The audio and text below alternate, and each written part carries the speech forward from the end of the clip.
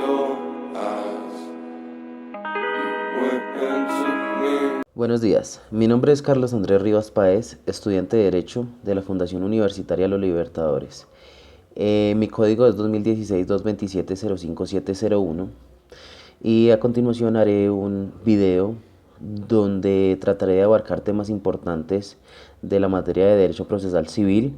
Dichos temas serán las medidas cautelares, las notificaciones, el tema de la carga probatoria, el tema de las herramientas que se le brindan a los jueces para los procesos judiciales, el tema de cuánto debe durar un proceso según el Código General del Proceso. Vamos a hablar también del tema del decreto 806 del 2020 que nos habla de la implementación de las tecnologías en cuanto al fortalecimiento del mismo Código General del Proceso, teniendo en cuenta la coyuntura que vivimos actualmente, que es el tema del COVID-19. Y a continuación iniciaremos con unas imágenes para asimismo fortalecer también el tema, fortalecer la temática. Estos temas son los que hemos visto en el primer corte con el doctor Carlos Rada y pues sin más preámbulos iniciaremos. You got the devil. Bueno, en cuanto a la duración de un proceso, podemos decir que el término de un proceso tiene que tener una duración razonable. ¿A qué nos referimos con una duración razonable? Eso depende de muchas circunstancias, como el tipo de proceso que se vaya a adelantar. No podemos esperar que un proceso declarativo se demore lo mismo que un proceso ejecutivo, o que un proceso ejecutivo se demore lo mismo que un proceso de pertenencia, teniendo en cuenta que el proceso de pertenencia nos exige muchas más condiciones, muchos más requisitos que un proceso ejecutivo, ¿sí? El proceso ejecutivo es un poco más rápido, es un poco más ágil que el proceso de pertenencia. ¿Qué nos dice el Código General del Proceso? Bueno, el Código General del Proceso en su artículo 121 nos habla que salvo la interrupción o la suspensión del proceso, el proceso no puede superar un año para dictar sentencia de primera a única instancia. Esto teniendo en cuenta que sea a partir de la notificación del auto admisorio de la demanda o del mandamiento ejecutivo. Este mandamiento ejecutivo obviamente lo estamos relacionando con un proceso ejecutivo, ¿sí? Y esta notificación la notificación del auto admisorio tendrá que ser directamente para la parte demandada o la parte ejecutada. El plazo para resolver la segunda instancia se supone que no tiene que durar más de 6 meses, contado obviamente a partir de la recepción del expediente de la Secretaría del Juzgado o del Tribunal, dependiendo del caso que sea. Cuando se vence este término, cuando se vence este respectivo término, sin haberse dictado la providencia correspondiente, el funcionario tendrá la facultad al día siguiente de informárselo a la sala administrativa del Consejo Superior de la Judicatura y remitir el expediente al juez o al magistrado que sigue en turno. Este asumirá la competencia y proferirá la providencia dentro del término máximo a 6 meses más. Esto nos habla con relación a al término de un proceso, el Código General del Proceso. Pero pues en el ámbito de la realidad podemos diferir un tanto, toda vez que muchas veces encontramos que los juzgados están represados y que desafortunadamente los mismos funcionarios manifiestan que no dan abasto con tanto represamiento de procesos. Adicional a eso, también encontramos que muchas veces nosotros como futuros abogados y los abogados ya en tarea como litigantes, no ejecutan primero la conciliación, ¿no? Muchas veces recordemos que usted puede agotar o puede terminar un proceso en el término de la conciliación antes de iniciar un proceso y congestionar el aparato judicial más de lo que está congestionado. Entonces nosotros como abogados lo que debemos hacer es realmente primero mirar si podemos solucionar el dilema mediante un acto de conciliación, si es en el caso ejecutivo o en algunos procesos. Y si es así, pues entonces no habría necesidad de iniciar un proceso ante un juzgado. You got the devil. Iniciamos con las notificaciones. Las notificaciones las encontramos en el título 2 del Código General del Proceso. Iniciamos con el artículo 289 con la notificación de las providencias. Estas providencias judiciales se harán saber a las partes y demás interesados por medio de las notificaciones con las formalidades prescritas en el mismo Código General del Proceso. Salvo los casos expresamente exceptuados, ninguna providencia producirá efectos antes de haberse notificado. Seguimos con el artículo 290 y esta es la procedencia de la notificación personal. Esta deberá hacerse personalmente las siguientes notificaciones: al demandado, al representante legal o a su apoderado en caso de contar con él. Encontramos el artículo 291 que nos habla referente a que las entidades públicas se notificarán de manera personal según el artículo 612 del Código General del Proceso. Dentro de la notificación personal también encontramos que se tiene la obligación por la parte interesada. Esta misma remitirá la comunicación a quien deba. O sea, ¿qué quiere decir? Que la persona que se está demandando o a su apoderado en el caso de tenerlo. O sea, debemos comunicarle a esta persona o a su apoderado de que está siendo demandado por medio del servicio postal autorizado, en la que informa sobre la existencia de un proceso judicial, su naturaleza, el demandante, el demandado, radicado el proceso, la fecha de providencia que se está notificando y lo más importante, incorporar un pequeño diciendo que debe comparecer ante el juzgado dentro de los siguientes días que nos determine la normatividad. En cuanto al artículo 292, esta nos habla de la notificación por aviso. ¿Qué quiere decir esto? Que en el momento que no se pueda notificar de manera personal el auto admisorio de la demanda o del mandamiento ejecutivo en el caso de un proceso ejecutivo al demandado, se le hará por medio de un aviso que deberá decir la fecha y la providencia que se notifica. Este aviso será elaborado obviamente por el interesado y este lo remitirá a través de servicio postal autorizado a la misma dirección a la que haya sido enviada la comunicación a que se refiere el numeral 3 del artículo anterior. Esta empresa de servicio postal autorizado tendrá que expedir una constancia de haber sido entregado el aviso en la respectiva dirección. Esta se tiene que incorporar al expediente junto con la copia del aviso debidamente cotejada y sellada. Cuando se conozca la dirección electrónica de quien deba ser notificado, el aviso y la providencia que se notifican podrán remitirse por el secretario o el interesado por medio del correo electrónico. De manera inmediata se presumirá que el destinatario ha recibido el aviso cuando el iniciador recepcione acuse de recibido. En este caso se dejará constancia de ello en el expediente y adjuntará una impresión del mensaje de datos. De manera inmediata continuamos con el artículo 293, que es el emplazamiento para notificación personal.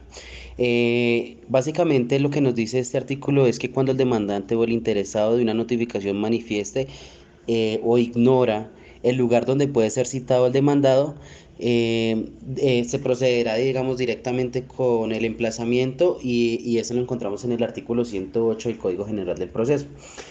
¿Qué nos dice el artículo 108? Este dice que cuando se ordene el emplazamiento a personas determinadas o indeterminadas, se hará mediante la inclusión del nombre del sujeto emplazado, las partes, las clases del proceso y el juzgado que lo requiere en un listado que se publicará por una única vez en un medio de alta circulación nacional o local, o cualquier otro medio masivo de comunicación a criterio del juez, para lo cual indicará al menos dos medios de comunicación.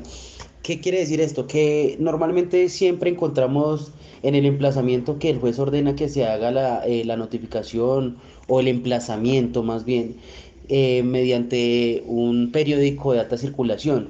¿Sí? Eso tendrá que ser por una única vez.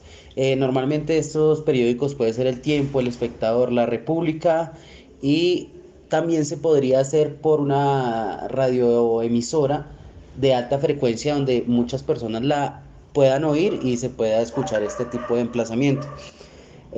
Adicional a esto, se tendrá que aportar este emplazamiento, ya sea del periódico o ya sea de la emisora, se tendrá que aportar la copia directamente al juzgado. De inmediato el juzgado ordenará que se haga o que se inscriba más bien este emplazamiento a un listado nacional de personas emplazadas. El Registro Nacional de Personas Emplazadas publicará la información remitida y el emplazamiento se entenderá surtido 15 días después de publicada la formación de dicho registro. Surtido este emplazamiento se procederá a la designación del curador al ítem si a ello hubiera lugar. Continuamos con el artículo 294, que es notificación de estrados. Digamos que en este caso las providencias se podrán notificar en el transcurso de las audiencias, ¿no? Y en las mismas diligencias también quedarán notificadas inmediatamente después de proferidas, aunque no hayan concurrido las partes. Eso quiere decir que este tipo de notificación se verá surtido dentro de la misma audiencia o dentro de las mismas diligencias que se estén adelantando con el juzgado. Seguimos con las notificaciones por estado.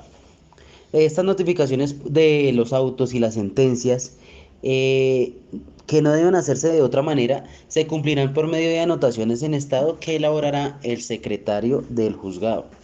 Dentro de estas debe constar la fecha de la providencia y también se debe anexar la determinación de cada proceso por su clase, la indicación de los nombres del demandante y el demandado o de las personas interesadas en el proceso. Eso pasa cuando hay varias personas interesadas. También debe constar la fecha de la providencia, la fecha del estado y la firma del secretario.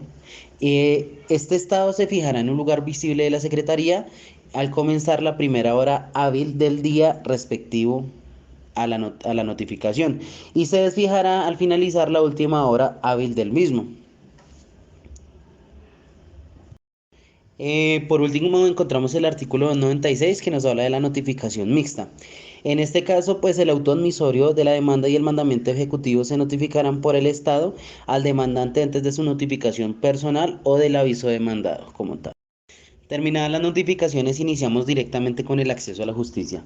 El acceso de la justicia se fortalece con la implementación o con la incorporación del Código General del Proceso, ¿no? Pues porque digamos que dentro de este mismo hablamos que el acceso de la justicia es un principio básico del Estado de Derecho. ¿Qué nos garantiza el acceso a la justicia? Que la persona que se crea con el derecho de reclamar alguna obligación o algún derecho, valga la redundancia, podrá tener acceso a la justicia, y es mediante este acceso a la justicia y por medio del administrador de justicia que tendremos el respeto a este mismo derecho que estamos solicitando. O tendremos también, en el caso de no demostrar por la carga probatoria, que no se tendrá o que no nos están faltando a este derecho. You got the devil. Bueno, encontramos ahora dentro del Código General del Proceso el artículo 322. Bueno, encontramos ahora dentro del Código General del Proceso el artículo 322, que nos habla de la oportunidad y requisitos. En primera medida encontramos el recurso de apelación. Este recurso de apelación obviamente recurre contra cualquier providencia que se emita en el curso de una audiencia o diligencia.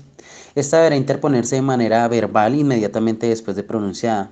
El juez resolverá sobre la procedencia de todas las apelaciones al finalizar la audiencia o la instrucción y el juzgamiento, esto según corresponda, así no haya sido sustentado los recursos. La apelación contra la providencia que se dicte fuera de la audiencia deberá interponerse ante el juez que la dictó en el acto de la notificación personal o por escrito dentro de los 3 días siguientes a su notificación del Estado. 2, que nos habla de la oportunidad y requisitos. En primera medida encontramos el recurso de apelación. Este recurso de apelación obviamente recurre contra cualquier providencia que se emita en el curso de una audiencia o diligencia. Esta deberá interponerse de manera verbal inmediatamente después de pronunciada. El juez resolverá sobre la procedencia de todas las apelaciones al finalizar la audiencia o la instrucción y el juzgamiento, esto según corresponda, así no haya sido sustentado los recursos. La apelación contra la providencia que se dicte fuera de la audiencia deberá interponerse ante el juez que la dictó en el acto de la notificación personal o por escrito dentro de los 3 días siguientes a su notificación del Estado. Justa. Este acceso a la administración de justicia es también llamado como derecho a la tutela judicial efectiva.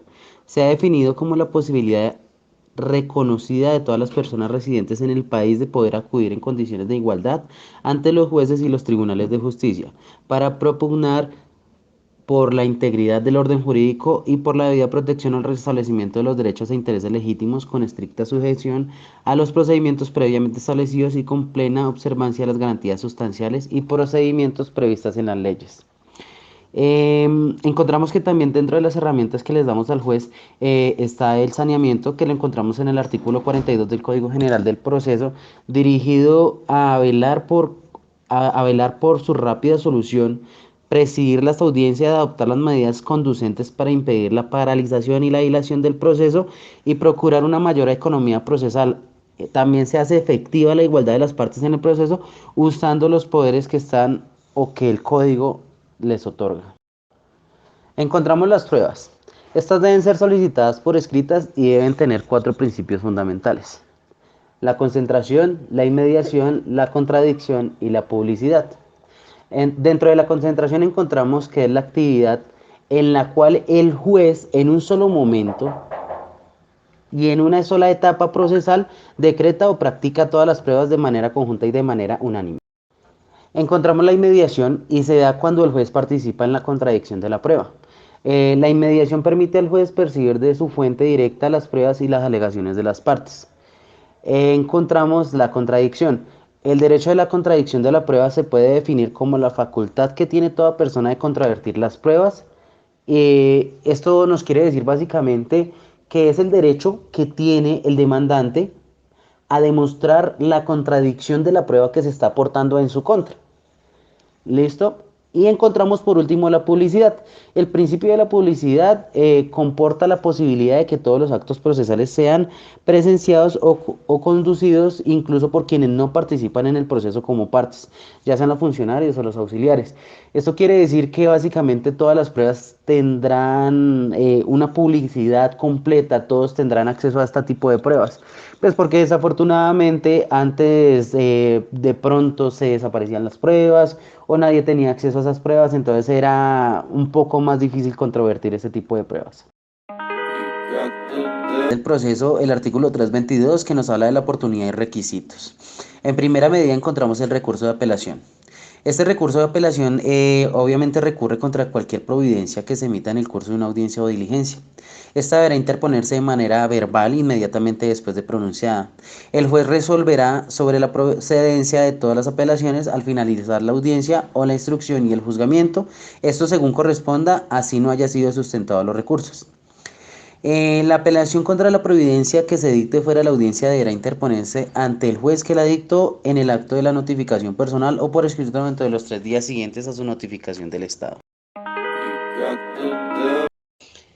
En cuanto a la oralidad y la implementación de la oralidad es muy importante para el Código General del Proceso, pues con todo lo que significaba el tema de la escritura y dejarlo un tanto de lado es un enorme avance en la cultura jurídica.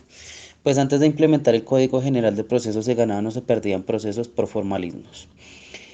Formar la oralidad básicamente es desarrollar habilidades distintas a la anterior, que era muy experto en la lectura y en escritura. Ahora se debe enfatizar en hablar y escuchar. La oralidad nos exige la habilidad de escuchar para reconstruir el argumento del otro y luego poderlo contrarrestar. Podríamos decir que se trata de generar nuevas habilidades que tal vez antes no teníamos con la implementación del Código General del Proceso.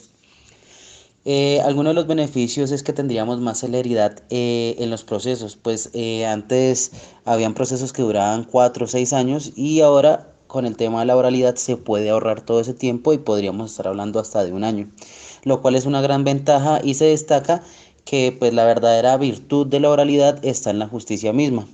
En palabras castizas podemos decir que la misma gente se acerque al juez a hablarle, a comentarle, a escucharlo y en practicidad por la oralidad.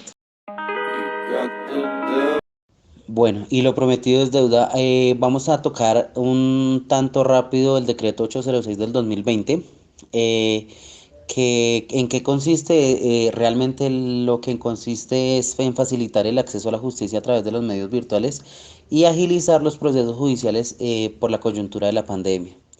Se decretan medidas básicas como el uso de las tecnologías de la información y las comunicaciones en los procesos judiciales, las disposiciones puntuales para darle aplicación y validez a la notificación de las partes a través de los canales digitales, la eliminación del requisito de presentación personal de los poderes. Esto es supremamente importante teniendo en cuenta que antes como requisito de procedibilidad encontrábamos que los juzgados muchas veces nos devolvían o nos inadmitían o nos rechazaban los procesos por no hacer la autenticación de la firma del cliente que estaba dando el poder al abogado para realizar una demanda a su favor, ¿no?